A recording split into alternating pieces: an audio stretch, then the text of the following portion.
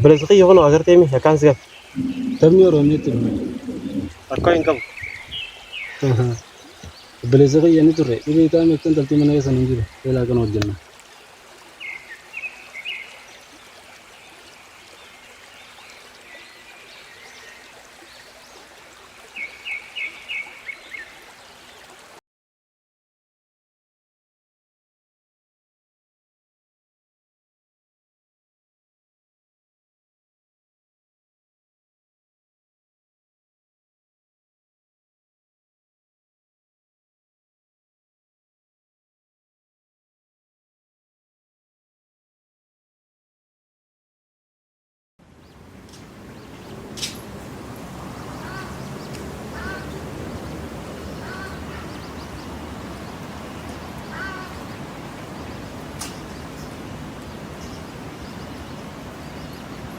Abbalesqi garam yaana warra.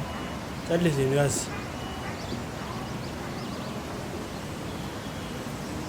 Warra guutuunuma yaana waa takka naaf hin himte. Naa deemu qofa.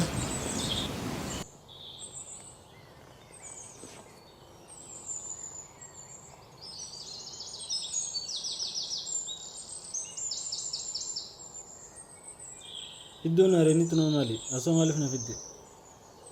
Anis hin beekne. Garuutu abukaadoo as naaf bal'ame.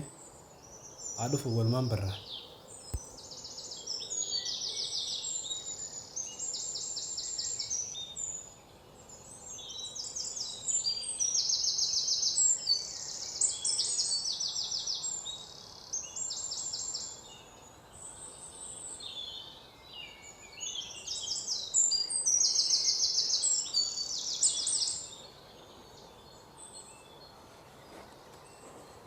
Abukaatoo ni warraabata.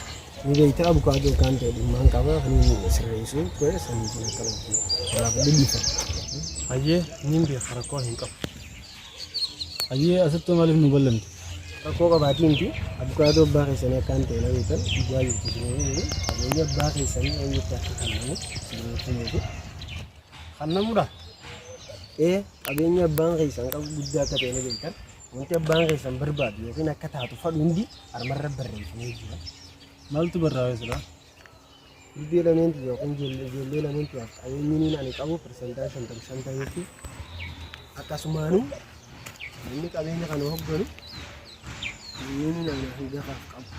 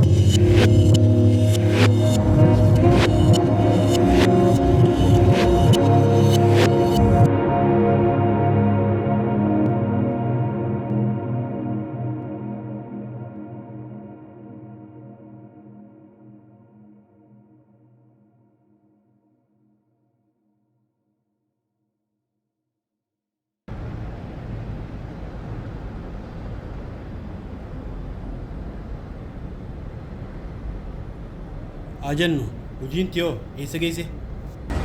Hojiin gama dhumaa dhiyaattee jirti na fakkaata.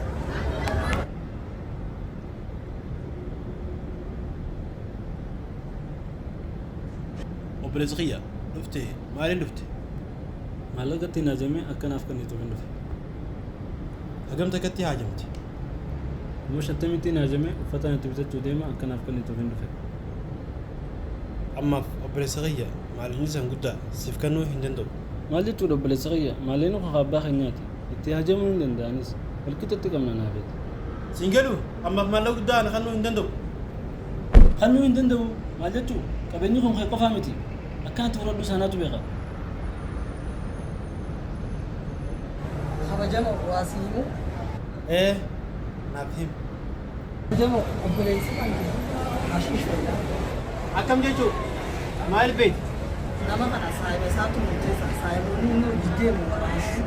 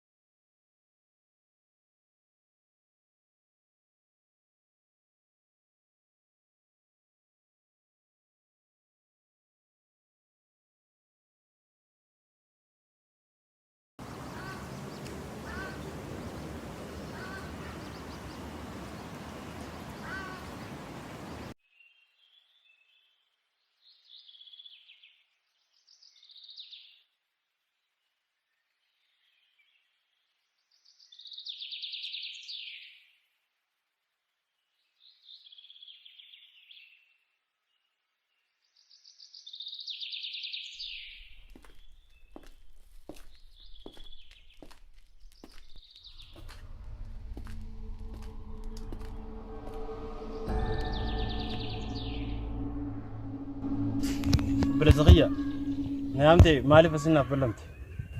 Haajaa guddoon si qaba saniifin as beellame. Haajaan akka qabaachuun kee rakkoo hin qabu. Hojii ni beekta akkaan bisii ta'e. Hojiilee gurguddoon akka sababa keetiin badu jirtu. Beeki. Hojiin badduu toltuu nan naqatu. Waliin asis beellameef paaswordii akkaawuntii akkanaa himtu. Paaswordii akkaawuntii qofa naa himtu. Paaswordii akkaawuntii jettee? Yeroo waan takkaan na gaafattee na gaafachuu jirtu obboleessa maal dhaabbattee na gaafachuu dandeessi? Dhugaa keeti. Waan takkaa si gaafateen si gaafachuu jira. Sababnis qabeenya abbaa keenyaa kana kophaa ta'e dhaaltee akka ittiin bulchan. Lakki akkasiin nan hubatin an siif obboleessa. Garuu ati saayiban ashiish fayyadamu waliin jirti. Wantoota saayiban guyyaa keessa nan galu. Paaswordii akkaawuntii qofaan si gaafadhe. Paaswordii akkaawuntii qofa naa ta'u. Paaswordii siimuu natti ulfaadha. Paaswordii maqaa abbaa